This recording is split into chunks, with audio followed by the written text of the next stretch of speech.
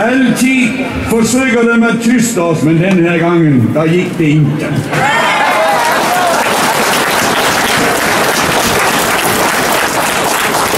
Som jeg så senere, vi får spidset ørerne, for denne dialekt, den kommer vældig sødt ifrån.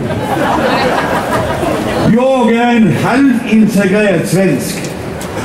Det er det der med groderne, det giver ikke, men snapsen, det giver det. Kære venner, jeg ved, I er her, for at I værner om friheden. Ikke bare af egen, men even friheden for kommende generationer. Og det er den, vi kæmper for, annars kunne vi gå op på krogen af, spille billard og drikke bier. Men vi har en mission. Tænk sig, i går så læste jeg så, Moderaterne har kommet ud af skabet. Ikke som frihedens vægter, men som endnu en gruppe, som går ind for at slække frihedens i førvæk sagade låger. Som I redan ved, kanskje, så var moderaten Alexander Bengtsson, som bakkede op om Mona Sahlins rapplende galne påstående om at ophidse og dermed også Sverigedemokraterne opmuntrer eller endnu værre ligger bag om brænderne, som var planeret på asylbogen. Jeg stiller mig jo helt bag om Ingrid Carlqvist totalt afviser den påstående som rent nonsen og vidrigt fortal. Jeg ryser, når jeg hører følgende, som Alexander Bengtsson skrev på sin blog for et par dage siden. I ekstraordinære situationer kan ekstraordinære åtgärder være nødvendige, skrev denne såkaldte moderate politiker. Han fortsætter. Jeg respekterer givetvis grundlovene til punkt og prikke. Men det som afpigt, der står for, bør ikke kunne gjemmes bort om grundloven. Det er der overgreb og misbrug af ytringsfriheden. Derfor afslutter Bengtsson, så var egentlig min mening afpigt at stænges ned, og dette for Sveriges bedste. Har I hørt sådan gennem lidt skitsnak for I? Jo, vidst har I det.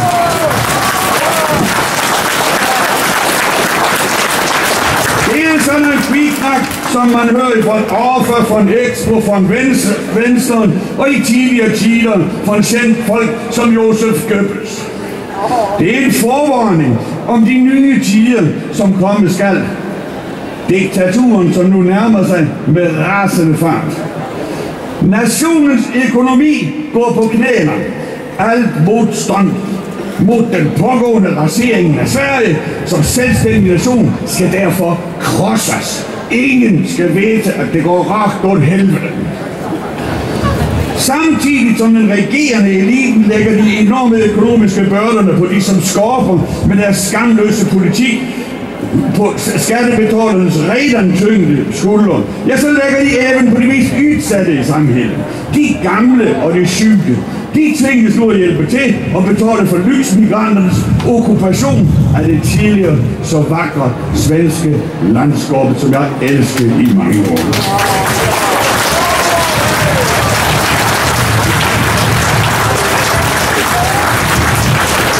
Jeg skal give et ganske konkret eksempel. Sådan saker, som man egentlig ikke rigtig lægger mærke til, for det bliver vedtaget fredag eftermiddag kl. 15, og siden går man hen og ingen ser. Regeringen og Alliancen og Venstre har nylig vedtaget, at det er staten faststillede taket for gamle og psykisk kostnader for hjemmehjælp og anden ekstra hjælp ikke længere skal gælde. I fremtiden får kommunerne selv bestemme sine takser. Jeg er sikker på, at I, som er her i dag, fatter, hvad det her kommer at betyde. For i torsdags, så var der møde til en kommunefuldmægtig i Søborg Kommune. Og der kommer jeg ifrån, så jeg ved, hvad der hænder der. Her nytte kommunepamperne chancen at høje priser for deres gamle og syge for de kommende år. Og Søbo, det er jo ikke den ende af kommunen, som tvinges at tage ud nye og højere afgifter. Bravo, sagde jeg bare. Først påtvinger staten kommunerne enorme kostnader gennem sin totalt omdømmesløse migrationspolitik, og dernæst så giver samme stat kommunerne ret at pungslå de syge og de gamle, samhældets mest udsatte, så at kommunerne kan betale regningen for flygtninge.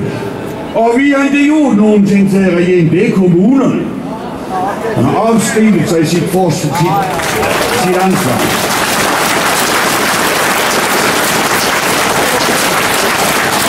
Det er kommunerne, som kommer og bærer hundhyvet, og det er kommunens borgere, og det er de syge og de gamle, og de, som ikke rigtig kan klare sig selv, som kommer at betale. Medan regeringen og alliancen, de tvoger sine hænder, og så ser de den andre væggen. Det er faktisk grotesk mod byen. Og det er ikke den ene af dem. Den ene afgift efter den anden kommer vi at få under forklaring med, at det koster mere. Samtidig med, at Migrationsverket næsten hver 3. måned får et nyt anslag på 30 milliarder. Nogle af jer ved sikkert, at jeg var der og jobber med flygtninge eller udsatte mennesker i den 3. verden. På plads i deres land, i deres værtsdel. Inden kort, så øbner vi blandt andet en ny skole i Kathmandu, i Nepal, Bredby, det barnhjem, som vi har drivet i flere år. Og efter 5 år, hvor vi har været der og set og givet hjælp til folk i sit eget lokalområde, der har jeg fået en del indsigt, både med ulandsbistand, flygtningebistand af ulik slag. Så jeg ved, hvad det koster at give et menneske et værdigt liv på plads.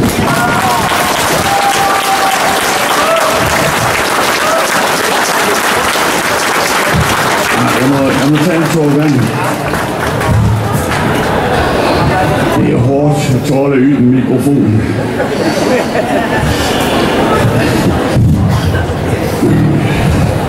Jeg læste i går igen, at nu har man givet et nyt bud på, at ensamkommende barn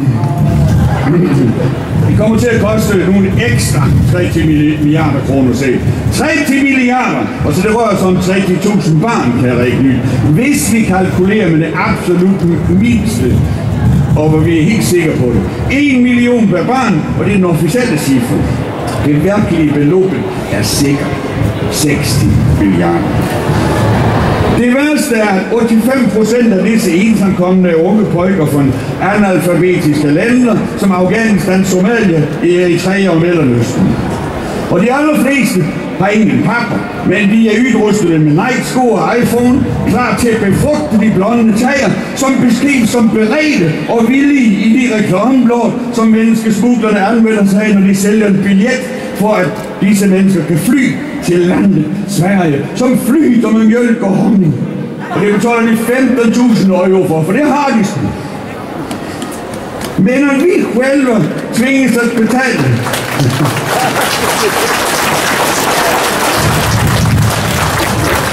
men når vi selv her tvinges at betale for vores egen undergang gennem den pågående masseinvasion, der kan vi samtidig konstatere, og det står jeg for 100%, og vi kan begrunde det, at Sverige skulle kunne hjælpe 5 millioner virkelig udsatte mennesker, som ikke har noget, og som aldrig kommer at kunne betale en menneskesmugler for samme penge, som vi ødsler bort på lyksøgende asylturister.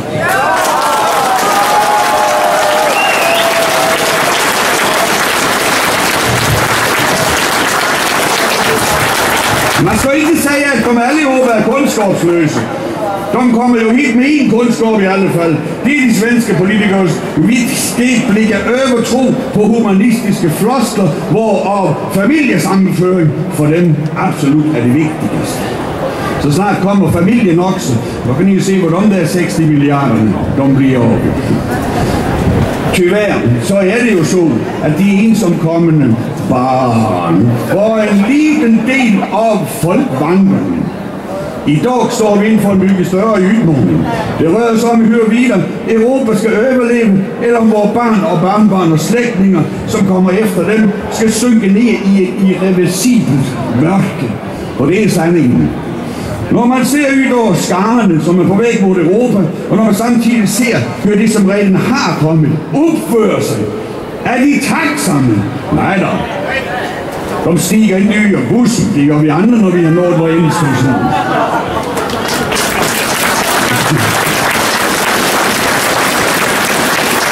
Altså, jeg er ret.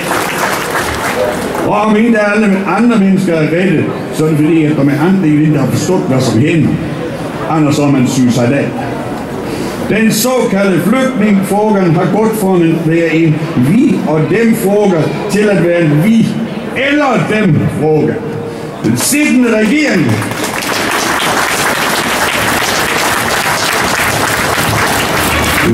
regering og sin anhang er mere fuldkomligt lamslående. De ved ikke, hvad de skal gøre inden for den her invasion for en fremmede verden og en fremmede kultur, som egentlig dommen er lige bra som vores, og en fremmede, det er bare en ven, du endnu ikke har mødt, så værsgo at betale for han også. Det er på tiden at blive realistisk. Det er på tiden at bytte ud disse virkelighedsfremmede politikere med en handlingskraftig personal, som har Europas, landets og nationens bedste for øje. Nogle, som har viljen at sætte stop for det her vanvid, inden hele vores verden befinder sig i samme glødende inferno som Mellemøsten, de nordafrikanske landerne og alle de øvrige 58 muslimske landerne i verden.